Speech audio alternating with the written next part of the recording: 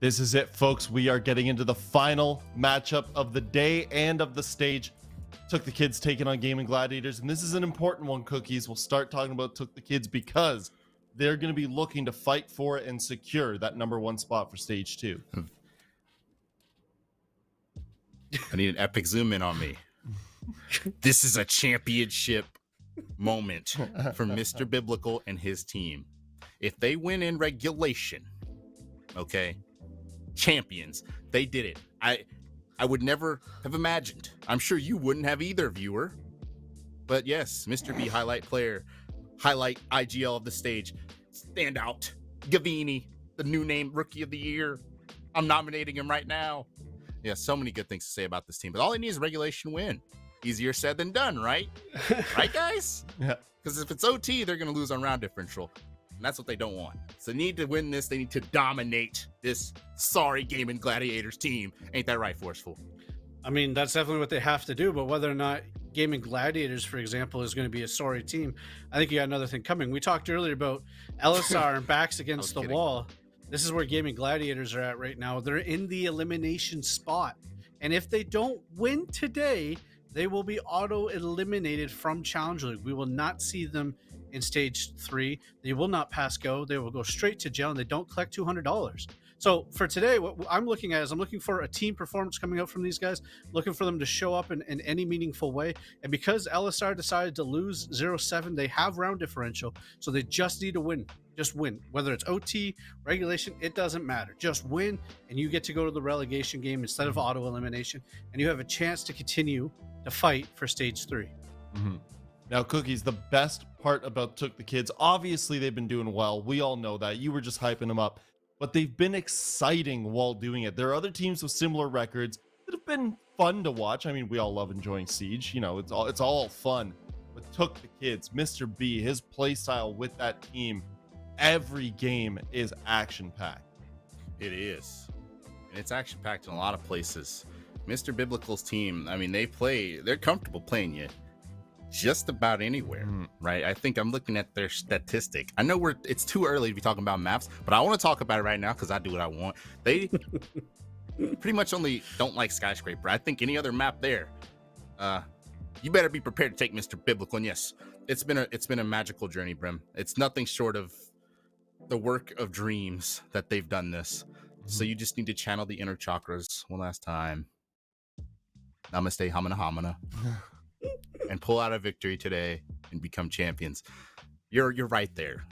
There's nothing more to say. There's nothing more critical to say than that. You're right there. I think we need to take your point of channel your inner chakras, and we need to tell that to Gaimin Gladiators because they need to channel anything and everything at this point.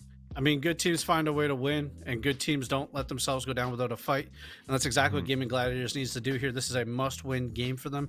It's now time to pull out all your trap cards, all your one-of plays. You want to control the map bans, take them to a map maybe you haven't seen before, and you want to basically give them something different that they couldn't review and they couldn't do anything to kind of prepare for and play your hearts out. And this team has the individuals to do this. Like, this is something we've said all stage, that they have 5 really solid players in really solid positions. They're just not gelling as a team until last week or last weekend. They ended up starting to do that a little bit.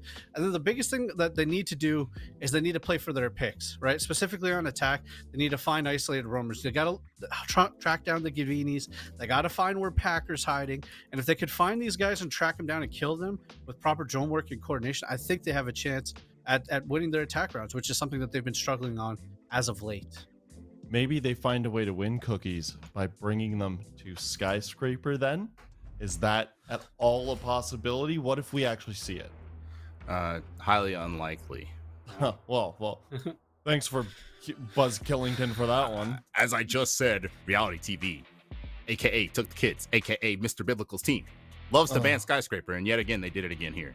Surprise, okay, surprise. So we will not be going to Skyscraper. And if you're Gaimin Gladiators, a lot of their struggles early on in the season, Oregon especially, we're going to be going to a more dynamic Chalet, which I guess between these two is pretty neutral, though I will say Mr. B's team has a marquee win. They've had a lot of those this stage, but they have a really marquee win against the one-shot team you just watched on Chalet. So And I don't know if Gaimin Gladiators. First of all, I don't think they've won Chalet. I mean, No, they played it once. They played it versus Vipers, and I believe the scoreline was 7-2 for Vipers on Chalet. It was not a clean game coming out from the side of Gaimin Gladiators. So curious that they're choosing to go here, but maybe they have an ace in the hole. Maybe they've changed something. That was on the 9th, so 2 weeks have passed since then. Maybe they revamped their Chalet. There's enough time to do that. I love how the teams got the memo from last weekend that we were like, guys, we're sick of Villa. No more Villa. We don't want to go there. And they all said, okay, how about Chalet? We got you. We'll all just do Chalet. Yeah. It almost makes me glad there isn't a play day tomorrow where I'm like, because I bet you anything, we would see 3 more Chalets tomorrow. Cookies, your prediction. I'm going to assume it's TookTheKids. What is the hope here? I've asked this question about other teams before, but what is the hope here for Gaimin Gladiators? Do they finally look at their roster and say, wait a second, we're good. Like, we should be good. Like, what do they have to do? I think a more dynamic map is a good step in the right direction. Chalet is a map where you can play some hook and ladders if you're barring. Crouch up, walk up a staircase or two, maybe get something done. And we all know this hasn't been his stage. We've talked about it enough. But other than that, I don't know what they can do. That's why I voted Mr. Biblical. And you know what? I'm sticking with it. I don't care if we all picked them. I'm sticking with it. They're winning CL right now, today, right now. Tanner, do we, backs against the wall, we were just talking about it, do we see at the very least a competitive match, or is this going to be a bit of a beatdown? It really depends on how TookTheKids decide they want to approach this game. If they approach this game, resting on their laurels, thinking that they've got this team beat, this team's hasn't won a game in regulation all stage, and they just start sitting there, counting their dividends from that, then this could very much be a competitive game. I think this team has the potential, or Gaimin Gladiators has the potential to upset. I think there is a chance that happens. And So with change your backseats, change my vote. Change your vote if you mean that. Change your vote. You know what, production? I'll change my vote. I'm changing my vote. I'm gonna take a page out of Carter's book here. You know what it smells like? It smells like opportunity, right? Opportunity to catch up to Brim one last time. It's kind of our last chance, last ditch effort, and we still have that off-stream game too. And maybe I can catch up to Brim and surpass him here. So yeah, I'm gonna go Gaimin Gladiators. Backs up against the wall. There's a lot of fight left in this team. They're gonna play for pride. We'll see what happens. I just want to say thank you, Tanner, for handing me the award on the desk here. It means a lot. We just You copied our answers every week. The fellows, 64% doesn't matter. We didn't see it. I said He on the doesn't desk. Did I stutter? count. Did I He's stutter, on- Cookies? Were you listening? Do you listen to anything I say? You didn't stutter. You're right. Okay, sorry. We're not going to end this on a fight. We love each other here. We are getting into the 5th and final matchup of Stage 2, Playday number 9. TookTheKids taking on Gaimin Gladiators. We're going to Chalet once again, folks. Why'd I switch? Brim, you're 100% right. You're 100% right. It's not going to end on a fight. Because there's not going to be a fight in map number 5. Oh, wow. It's going to be a TookTheKids victory right now, okay? Because I'm not going to be like Tanner. I don't smell opportunity. I smell a Mr. B first place. By the way, John, something that if you had told us was the potential fate of this roster, even last stage, I don't think many of us would have thought would happen. Not because this team was bad, just because of how new they are. Yeah, I think with a lot of roster changes that they had made, the amount of improvement they made, it seemed unlikely as to how quickly they were able to do that. But after like week 1, something just clicked and they figured out everything. That one mishap they had against Carnage being his crew of hooligans, his demolishers, and big upsetting teams. They finally figured it out after that. It just took a simple loss against Karn & Co. and it solved all their problems. But maybe they might replicate some issues against Gaimin Gladiators if they get in their own head a little too much and just get a bit silly. Because although it doesn't seem likely that they will lose against the bottom team, Gaimin Gladiators on paper, they've got a good roster. So if they're in the right mentality and they get a couple of important rounds here and there and keep that good momentum up, maybe they find something here, especially on a map like Chalet where a lot of opportunities can be found, especially on that attacking half. Well, less opportunities to be found now, unfortunately, because two important operators who find opportunities in different ways taken off the board. Dinka, the main entry for a lot of players in CL and, well, Siege overall, off the board. Not a factor. Nook, who can often flank throughout the map and catch defending teams off guard, also off the board. And, I mean, Cade's followed up, but he doesn't really fit with the point. You can take that one. Yeah, I think we just ignore that, honestly. It doesn't really fit the agenda here of this matchup, so we'll just pretend that didn't happen. I mean, I guess it allows less Maverick, so more fun ops. A lot of people are not big fans of Maverick. Probably see him not in play as much if he didn't have grenades, unless you only needed him solely for that hard destruction. So you can counter pretty much anything put in the right hands. But besides that, seems like we, for a second, had some pretty interesting selections. Still could deem that the case with Quartz on the Chalet, which, although I think he'll repick onto something else, you could potentially like hold a really long angle, not only on the top floor if you're sitting on fireplace stairs, but also the one looking into the bomb site of dining room. So there's potential if the case gets put down that Quartz can do a lot of damage, but that's a really big risk. And trying to play a Chalet against a bandit, very challenging. So yeah, Quartz will promptly switch, but it would have been cool, don't get me wrong, Card, to see that in play today. Would have been really cool. I would have enjoyed seeing what he would. I can agree on that. Don't know if it would have worked, but I would have at least enjoyed seeing him try to make it work. Besides, switching off to the line, probably going to be just a little bit more comfortable of a, but a little bit more comfortable of a pick for Gaimin Gladiators. You just throw up some E1D, sit on that master bedroom window if you want to make it clear the top floor a little bit easier. It makes a little bit more sense on face value than the Great way of clearing out some of that roam potential too. Quartz with the DMR as well, he could set up a lot of really long positions, and funny enough, kind of do the same thing that the Chalet would do, except be a little more flexible. So the pick is great, as per usual. And Jolton finding a great pick on a Mr. B. He already had all his bandit batteries placed, but still losing out on someone as pivotal as Mr. B, who can normally go gun up a lot of times despite being on that main IGL role, is definitely going to be a big sigh of relief for Gaimin Gladiators, as they already start on the right foot this round. I mean, to be fair, because Mr. B had placed all his bandit batteries down, of course wanted to stick with the Chalet, doesn't have to worry about any bandit tricking of any kind. Maybe he should have stuck with it, John. Yeah. Maybe he should have foreseen Jolton taking down Mr. B. As the first didn't have faith in his teammate. Yeah. Just didn't have faith. Just didn't have. That joke's a little. Anyway, dining defense we were talking about. They've lost Mr. B. They've lost a C4, but still some key positions. Chris playing on top of the piano behind a deployable might start facing some issues. Part of the office wall is getting opened up, and they can't directly challenge that with gunfights, but might be able to bank a nade all the way through that breach if they want to try to take it down, and if they decide not to, they could always just, go through the double door. Point being, Chris is about to face a lot. The nade will ricochet off of the ceiling.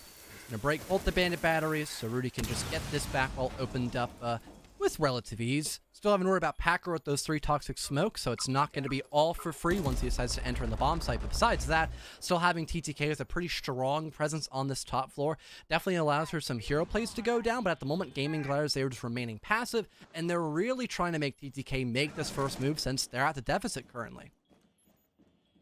The ones that are going to have to start getting active, especially as Gaimin Gladiators take this control from TookTheKids. Jolton also requiring even more activity from TookTheKids. They want to win round number 1.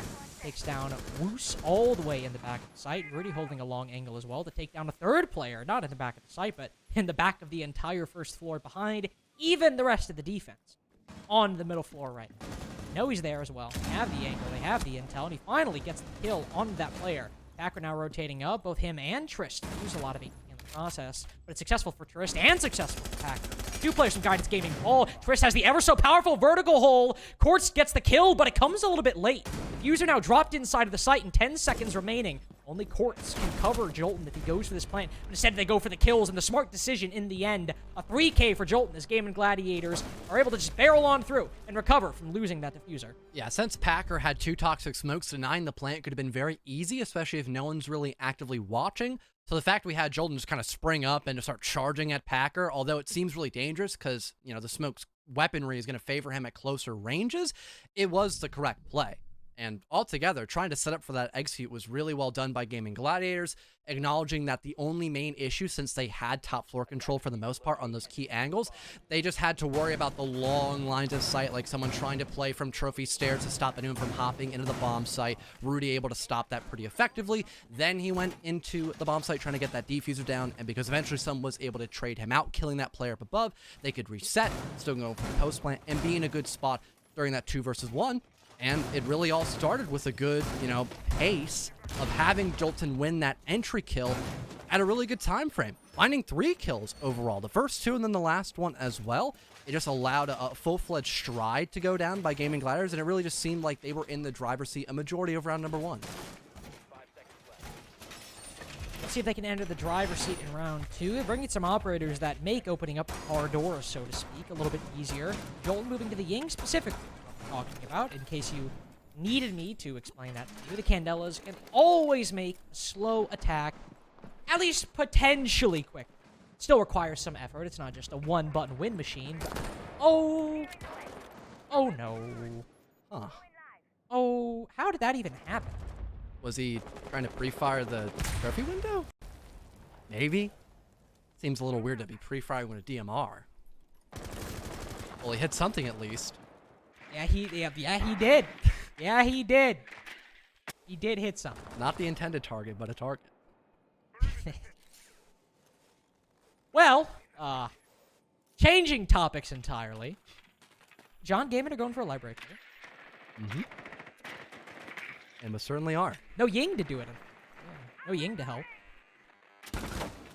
Nope. But they still have enough burn. They've got 2 sets of stuns, 2 grenades, and I believe 1 Gone 6. I can't recall if Dokkaebi can run a Gone 6 or not. So at the very least, they have 1 in the hands of the Ayana. So this is not horrible. But having those Yang Candles could have been really effective, maybe clearing out someone who's playing, near Chimney, since sometimes you can't always properly flush them out with just grenades if they're timed incorrectly as well. So because there is no real driving force to get rid of Gavini properly, since he can just stall these car shards with not only the impact grenades, but the actual mute jammer, he could probably stay here for a really long time, especially since Packer killed somebody trying to hop in a little too early, as now the Ayana is gone, and there's only 1 grenade left. Been a very uneventful round overall, and one that has still resulted in Gaimin Gladiators struggling to find any opening and any momentum. That changes a little bit, right, as I say that. 2 kills acquired by the attack, but it's traded out in the process, and that means library control is still not solid.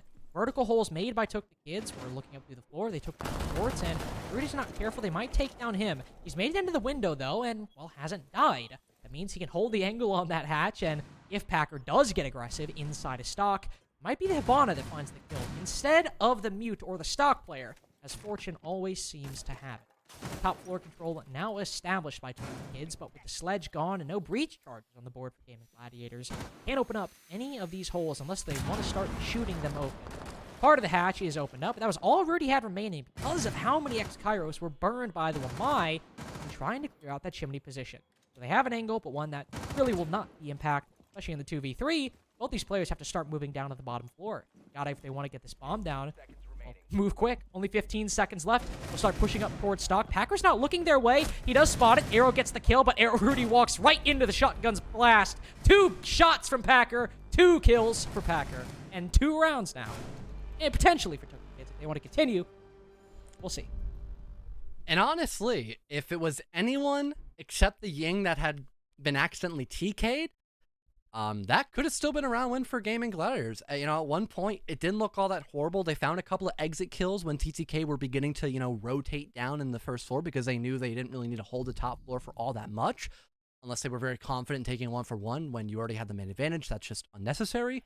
So if they were more effective at getting that top floor control and, clearing out people like Gavini in a timely manner with those Ying Candles, that could have most certainly been a salvageable round for Gaimin Gladiators. But because they kind of stepped on their own shoes, ended up killing the Ying, and also losing the entry game, immediate 5-on-3, they were very short on what they could try to accomplish on that top floor. Even if they were, able to fully clear it out still, I don't even think they had the option to go for vertical in that moment. And also still being at a major deficit, it would be very unlikely they could try to comfortably traverse down in that first floor unless TTK were very isolated in that position, which they weren't. They were playing off each other very well and still trying to show the vulnerabilities that Gaimin Gladiators had from the very beginning of round 2. Certainly don't want to TK Jolton here because sure, Ying's important, but the loss of a Maverick, a basement attack, and it hard reach on the board, that would be rough. No shots seem to be even near Jolton's direction at the moment. So he will be safe to use that breaching torch to likely open up that garage wall, or at least open up portions of that garage wall, if he so desired. Majority of Gaimin Gladiators focused on Solar side right now, clearing out Master Bedroom in office and pushing back Gavini and Sigma. So far, he's only going to receive a little bit of a prod back, but he'll still go away nonetheless, or he does drop, breaking a couple of drones and just wasting some time, as Quartz eventually has to get off of this long angle, and Barring will eventually pop in the building as well, spending a couple more seconds, even detecting that on the camera as well. So at least they know where a majority of this roam clear is coming from, and that can better help tailor how exactly TTK want to play. They still want to hold on to this middle floor and potentially that top floor presence as well, as both Woos and Gavini are kind of close to one another. They can play off a contact and definitely give a lot of hurt onto Gaimin Gladiators if they end up just kind of falling into that trap card up above. And they have Packer down below as well to add an extra dimension to any potential trades that TookTheKids are gunning for. Should Gaimin Gladiators end up pushing into them. Plenty of players to deal with the attack. Might not even really need to start getting active. Half the round gone, and Gaimin haven't progressed that much overall. It made it through Master Bedroom and into office. That's all well and good. Over half the round gone, and sure, they are starting to open things up on the bottom floor and start dilly-dallying, especially with how little they've gained up above. I think potentially we could have Jolton vulnerable to a Nitrocell depending if Triss can land it correctly. So it seems like an entry will not be made into this wall at the moment, but maybe Jolton trying to go back will eventually have that turn into reality. But having Case dropped away, having someone more important maybe pick it up, he can just hold these long lines of sight. And yeah, no, it will not be an entry into sight. They might just have to funnel in the back door and maybe the hatch as well, as I believe we heard Rudy try to get that dining hatch opened up to allow another entryway. Nope, it was on the back wall instead, but the hatch, it's already been opened probably from the roam game. Been open, and Arrow can play it to cover the plants, so maybe just one kill is all Gaimin Gladiators need to start pushing on in. They have the nades to do it. Still 4 in their pockets. The shield not destroyed. Any flashes or smokes going on in? If he flashes in this case, Trist has activated his warding glasses, spots the head of the Maverick, but still loses the fight to Jolton. That's what they needed. Rudy sends it on in. Once the call is given, once the kill is acquired, Beanie goes big, and nobody's covering properly. Packer still gets the player with a diffuser, and Jolton's trapped outside. He's a bystander looking on in. It's Arrow who has to drop, give up the hatch angle, and only Jolton, who can cover with 4 seconds left, does get a huge kill onto Gavini. Mr. B's got to swing. He's got to win the fight, and he loses it. Jolton goes huge. Still made a misstep on the coverage, but more than makes up for it. And that retake was fantastic. Although the alibi in particular can still die to Jolton playing on that back wall, you still kill the Case player. Nobody in that position can comfortably recover the diffuser unless they're able to eventually refrag you. We saw a flurry of kills by TTK, and then Gaimin Gladiators had to completely change the dynamic of that attack, which eventually they did. Their hatch player of Arrow dropped down, he recovered the diffuser, and because Jolton took a small gamble and rotated on the back breach instead, he was still able to effectively cover that defuse from anyone trying to walk in through blue, and also walk in either near the connecting door or that rotation hole as well. It was a 50-50, as if someone had just crossed a little bit faster over near connector and could play behind, you know, that little wine pillar. They could have killed the planter and then have bought a couple extra seconds, but because that didn't happen, and because they still assumed that Jolton was over on the side breach, ended up making a hell of a difference for Gaimin Gladiator to still win that round, despite TTK had a really strong retake once that defuse was being attempted by Gaming altogether. Site rotation now completed. TookTheKids will go back to dining. The first round played, and the first round lost by TookTheKids. Gaimin Gladiators ended up taking it. Started out by Mr. B dying to Jolton, and I don't think that'll really happen again, or at least again in the same way, John. He switched from the Bandit to the Mira operator. That, of course, is going to be much more in the belly of the site, and with him playing placing both of his black mirrors, he's already moving back down to the bottom floor. But still an important piece of utility to consider, and wow, he actually almost died anyway. Almost was the opening death again, like we saw on round number 1. I like the change up overall in the Mira. Bandit wasn't doing all that much because there hasn't been really any implication that Gaming want to bring out a Thatcher. That's really the only main reason to bring out a Bandit ever, is that there's a Thatcher on the board and the opponent isn't going for Maverick, so you can actually trick the wall, especially when Kite is banned, which is the current case in this matchup. So having the Mira to hold these power positions for a much longer period of time and still having, a Nitro Cell in your back pocket for plant denial, it's going to be a really big difference for TTK as a whole. And Gaimin Gladiators currently still trying to set up the pieces properly to deal with that person in the middle of closet on that back mirror position, and also having someone above as well near, I believe, that little piano position between that spot and bathroom to try to give some backup as well from anyone pushing in from those highway balcony spots too. They've got intel on this alibi, but so far Gaimin is not fallen to anything from the attack. They're struggling to land these nades. They're always falling short, but to be fair to them, Gaimin has likely moved well beyond their reach. They're well beyond the reach of anything but the most expert grenade throwers. Will remain alive for the time being. Barring now vaulting, rappelling into Solar Stairs. They acquired this bit of control. Not gotten much beyond it. Trying to probe further, trying to grasp it more. Gaimin and Trist are still playing hook. Moose as well. Don't want to exclude him. All 3 players still on this top floor.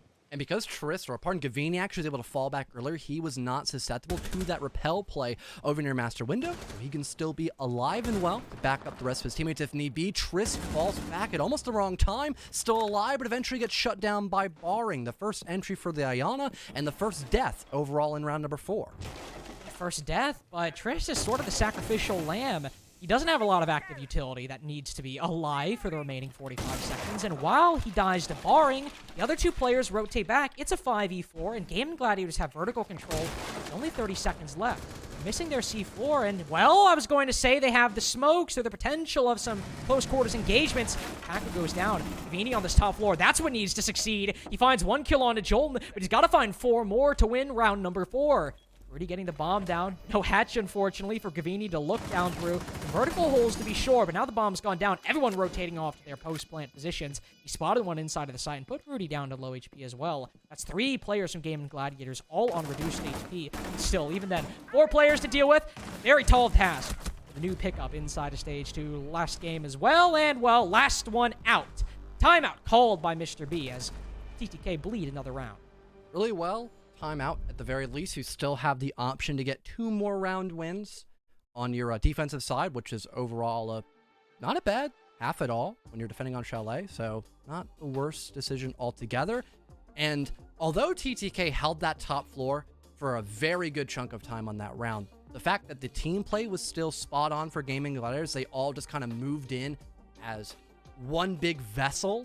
It still allowed them to eventually rid a majority of those defenders from the top floor and still push down in a timely manner to threaten that post-plant position. And although the retake, up above happened by Gaimin, he did kill Quartz, who was playing for vertical, I think it was, if not then Jolton, then after that, it didn't matter. It's still a 1v4 post-plant, and like we saw, because the Habana didn't have a lot of time to get the hatch open, and it really wasn't required since they were already pushing down from Trophy Stairs in the back area, I believe, into Dining Room, they just didn't need the hatch open. So there was really no point in that as is. And then eventually you have to just flush your way back down below into several different lines of sights, which are all looking down upon you, and not a favorable spot in the slightest. Barring Gaming, now tended by TTK.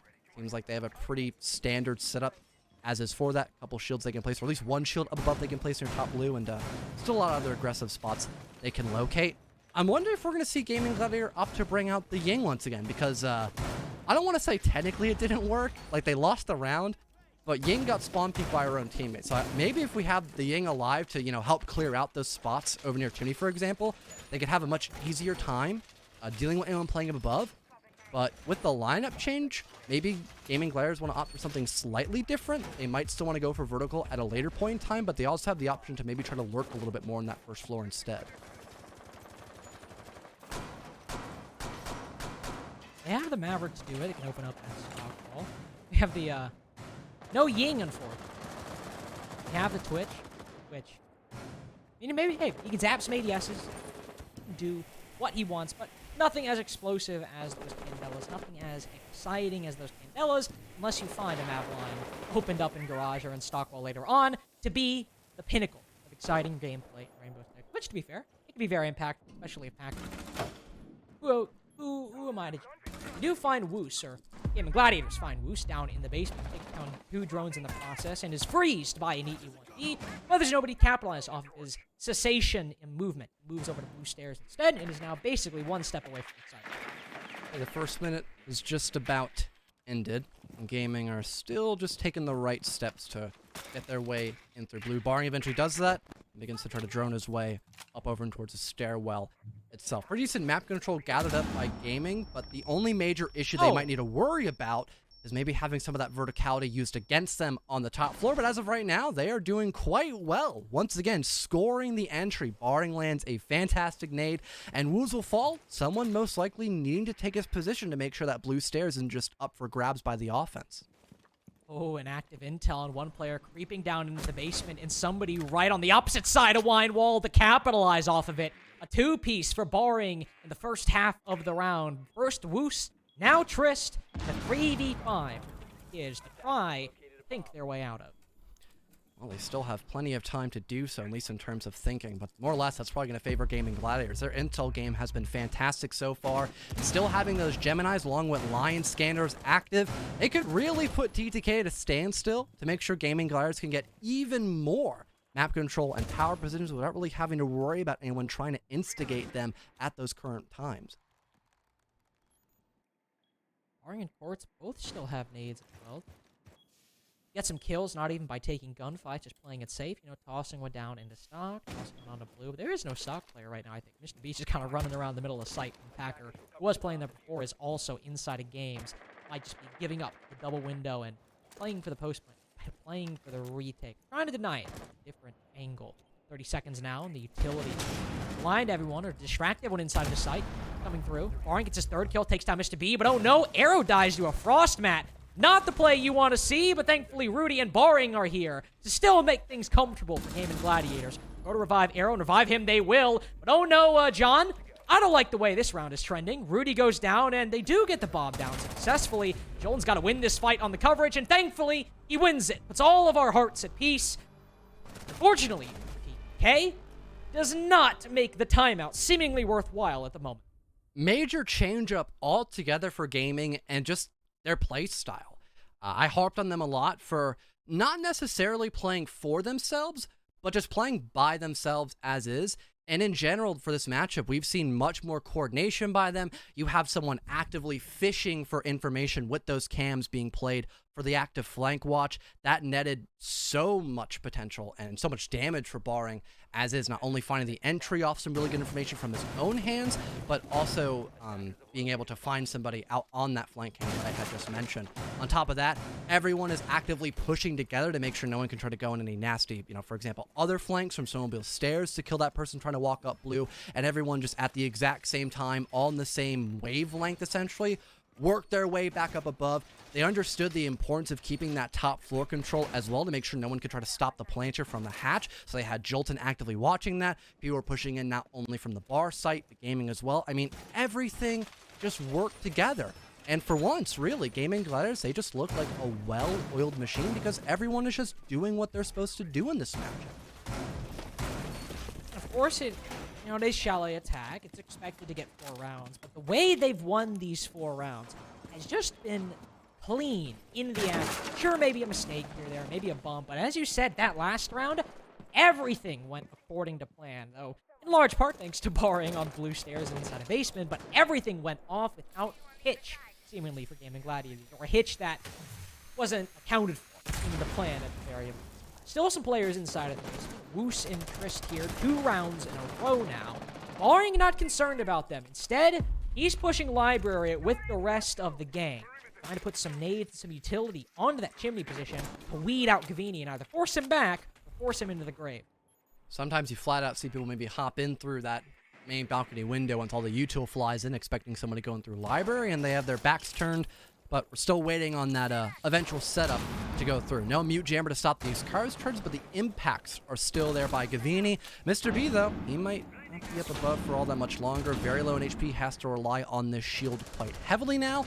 So overall, things still going fantastic for Gaming, and now Quartz just hopping in the building from main balcony, I believe it to be, catches both defenders off guard, and once again opens up the playing field for Gaimin Gladiators tenfold.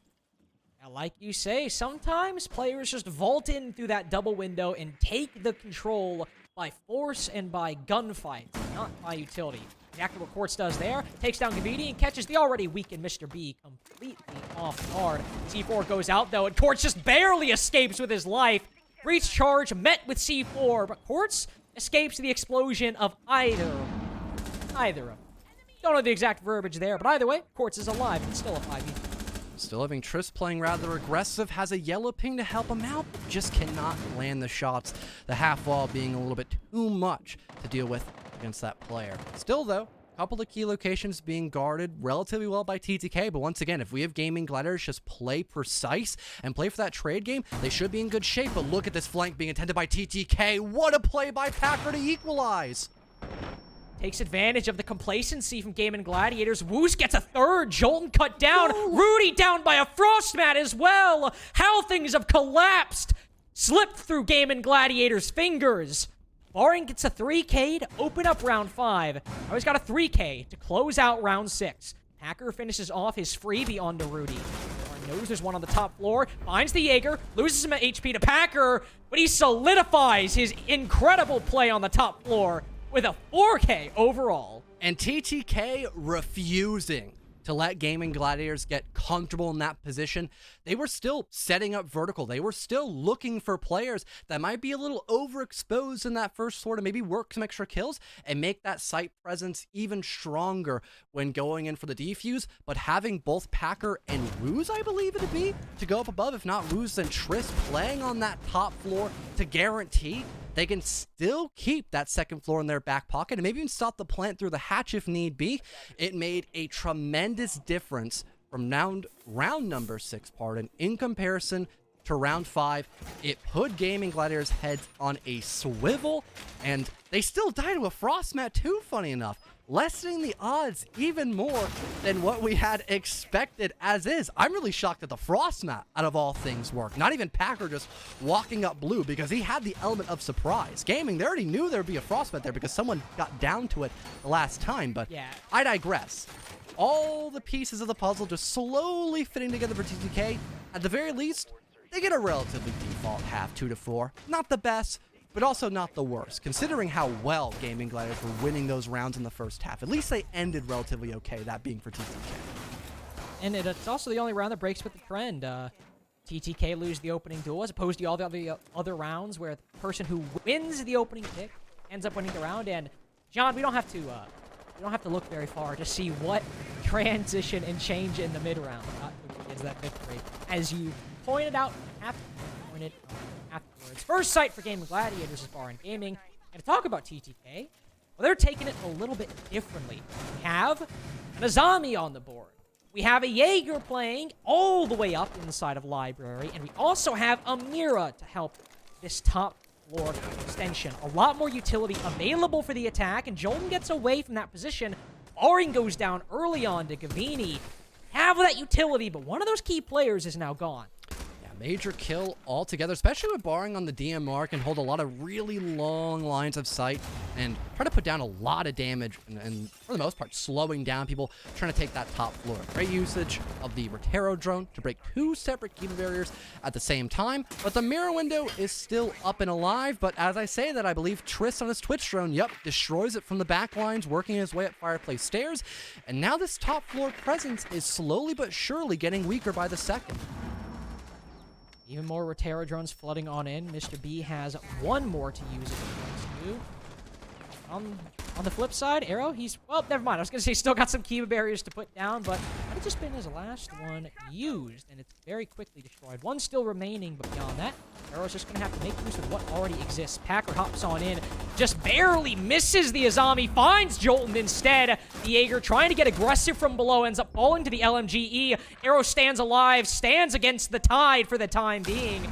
cuts down Woo's, charging into Library. And top floor, it's his domain right now.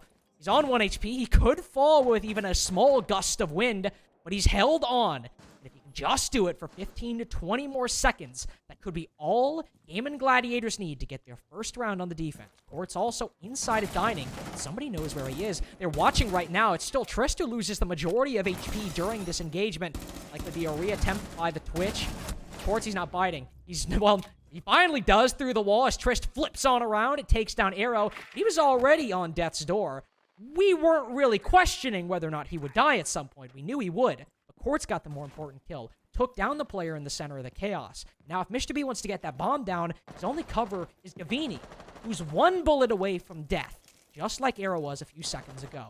He's looking down into stock, but can't find the angle on the player playing behind there. No grenades as well. No teammates to rely on as well. And again, just 1 bullet away. Doesn't even matter. Quartz pops one in the head and gets the first round for Gaimin's defense. And if TTK had the information there, I feel like a better play could have been maybe ignoring that roam presence up above, having someone just play outside a library balcony, and having your other 2 players dive bomb the Mira to maybe try and just wither away at the only anchor presence and then try to get that defuse down, but still having a Mirror to play around, even playing for numbers in that position can be very dangerous. So just trying to go with what seemed good at the beginning was not the worst decision, and eventually some of that top floor resistance by TTK was eventually taken more so near that dining position and netted Trist 1 kill.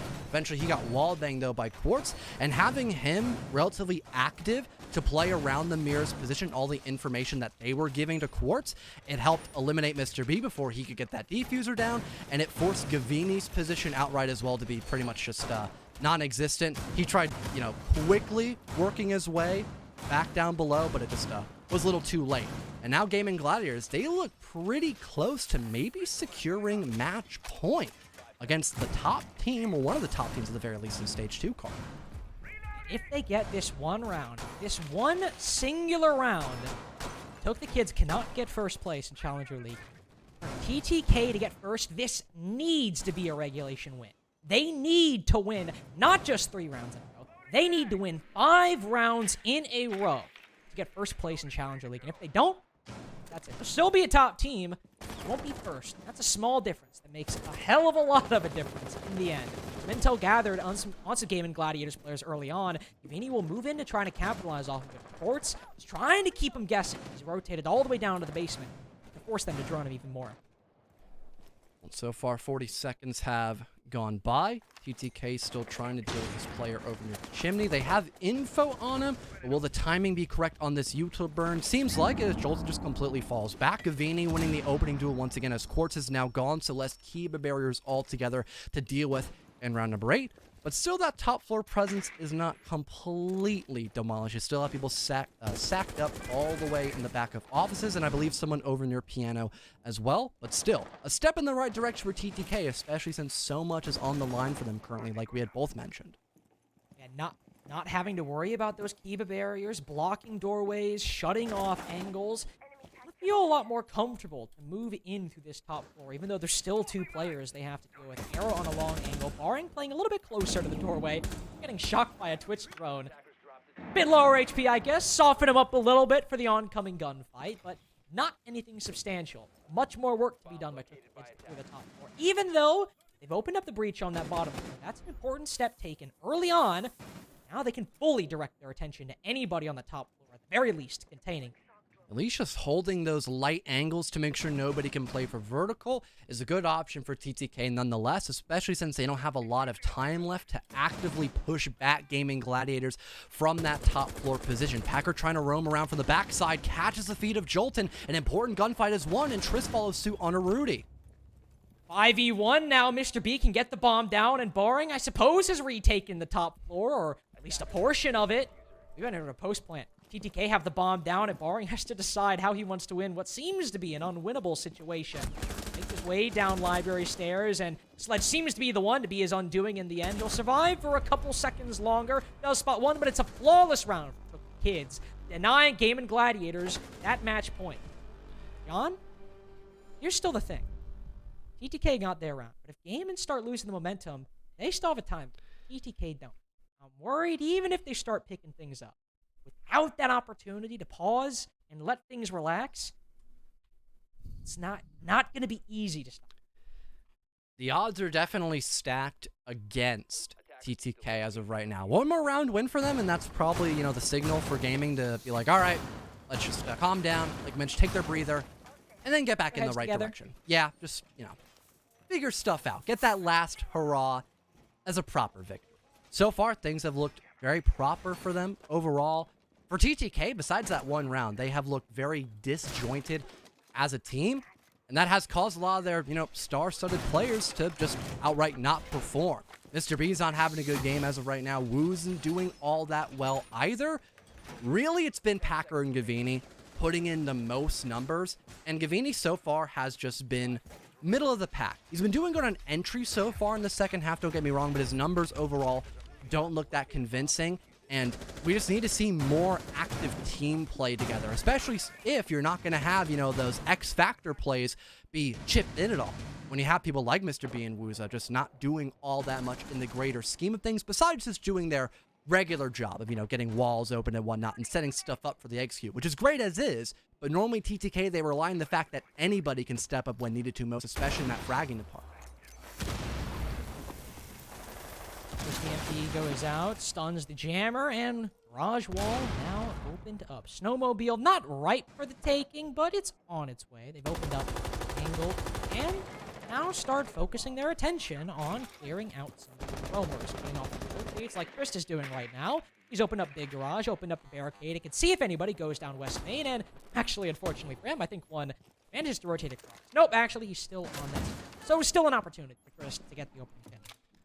Quartz now falling back a little bit too. I'm trying to get aggressive with anyone trying to swing in through the trench doorway. Not going to net him anything just yet, though. But at least TTK now have to worry about that potential flank presence and maybe even deal with the dining hatch as well, since there is more than one roamer above. Quartz now trying to re-hold this position near West Main. Breaks a sailor, but now has to worry about someone at the West Main window. But for right now, he's still alive and changing position once again. That could maybe catch Woos off guard. Ooh, but Jolton catches Trist off guard. The Zofia standing inside of big garage ends up falling, and Woos turns on Quartz.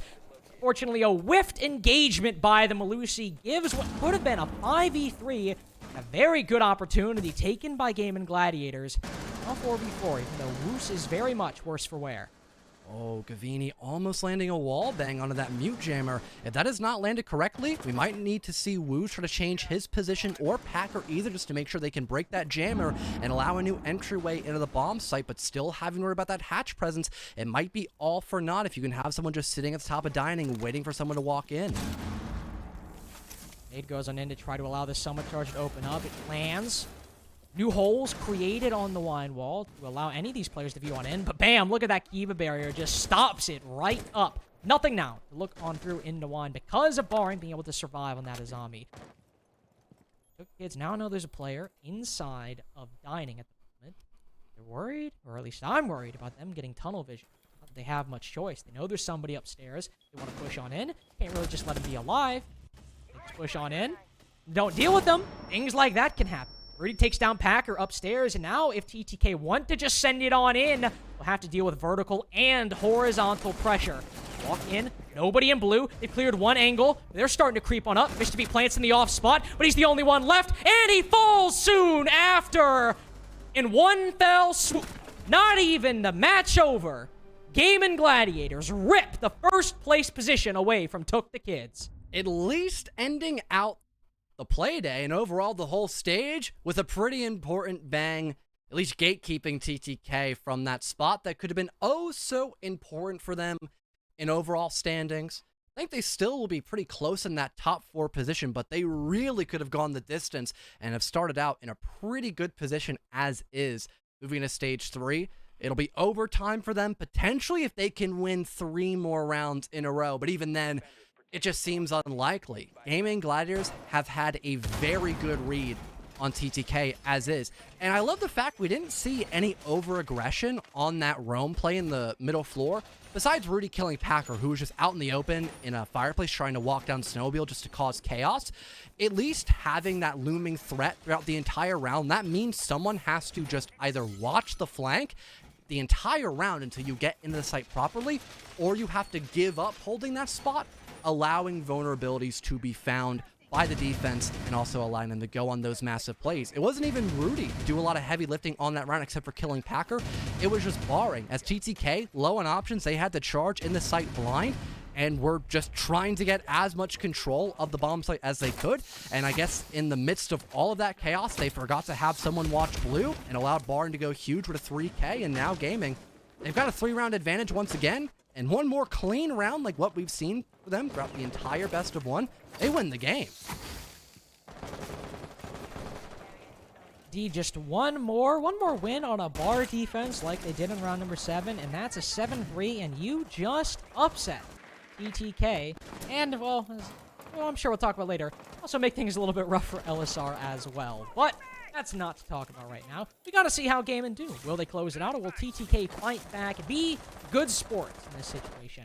Trying to take down Jolton, who's playing this position. Same spot as before, but on a different operator. He likely will still make it back safely, and indeed he will. 2 nades used by TookTheKids, 2 remaining, and nothing to show for it.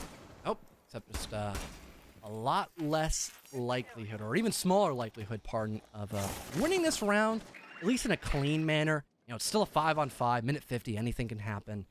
But they did waste a lot, pretty much for nothing. But still, no one there to actively destroy the terror drone. At least it allows these Kiba barriers to be destroyed, but another one immediately takes its place.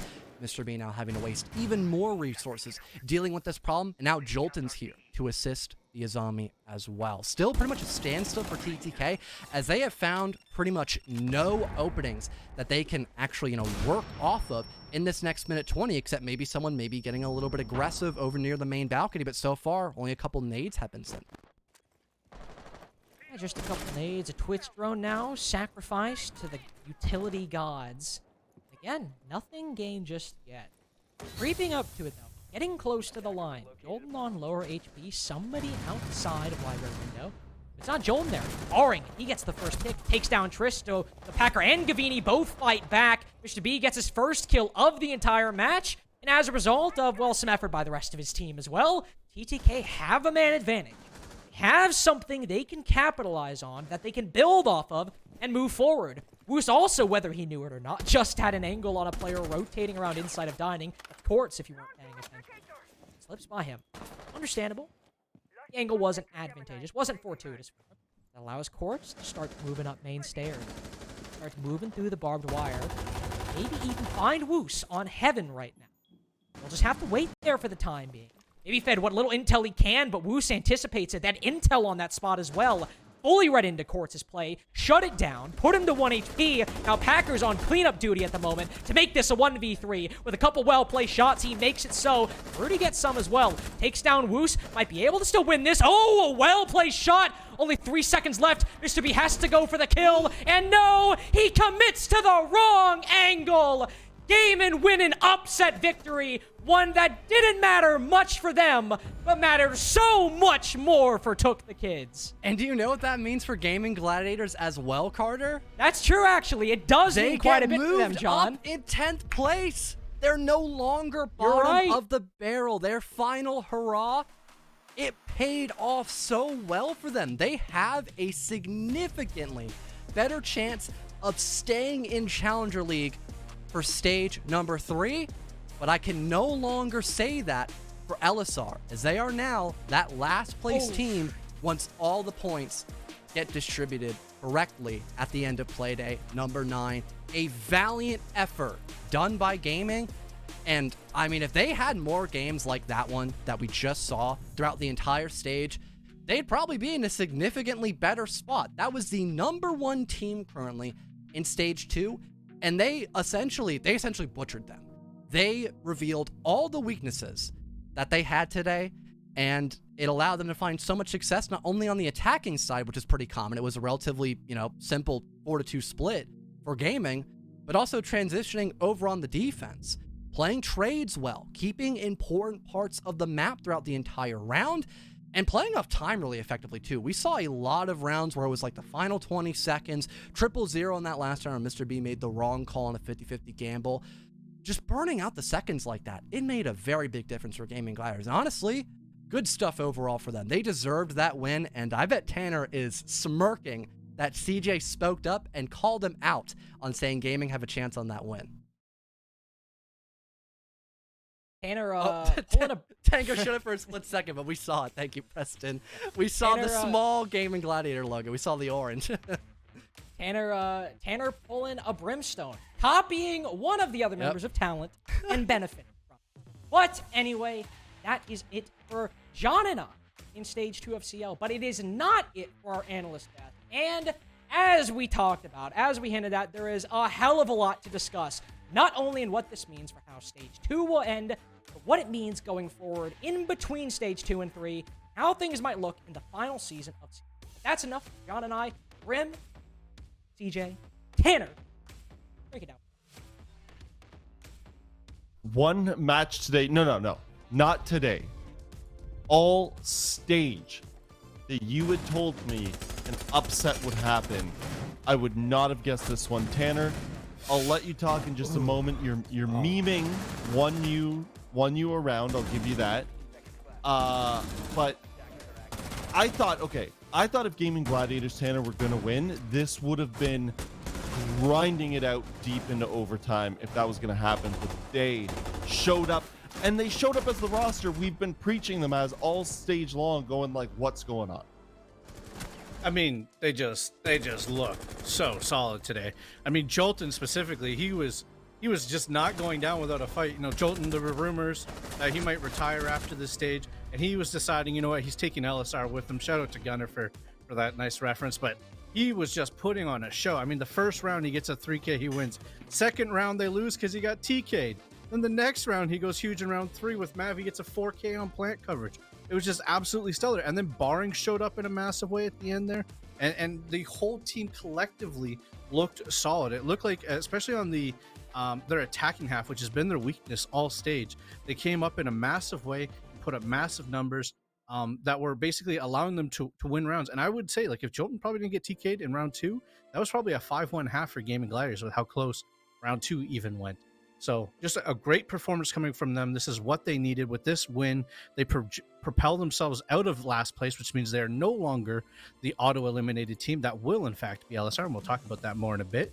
And they put themselves in a chance to come back for Stage 3 and to show everyone that they can continue to be this team that they are. Mm-hmm.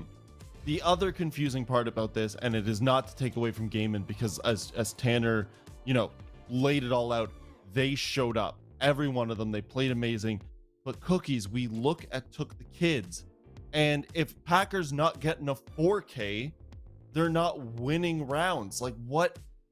This is TookTheKids. We've been freaking out about them all stage long. And is this the classic example of, like, you think you've got it in the bag, so you just kind of, I don't know, coast? All I know is this. Forceful, you're lucky I made you change your vote. Number 1. I had good points of why. Yeah, let's actually, can we give Cookies the prediction points for that? Because it was Cookies that got. Hey, I pulled the trigger. All right, I get the response, the consequences of that action. Peer Listen, pressure. guys, listen. That's just I had number good 1. reasons why they were going to win, and I justified them.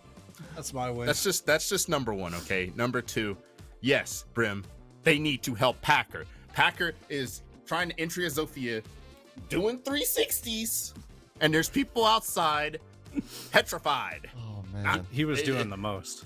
Mr. B was like 0-50 start the game. Listen, it was almost like the moment was too big for them, and listen, they came far.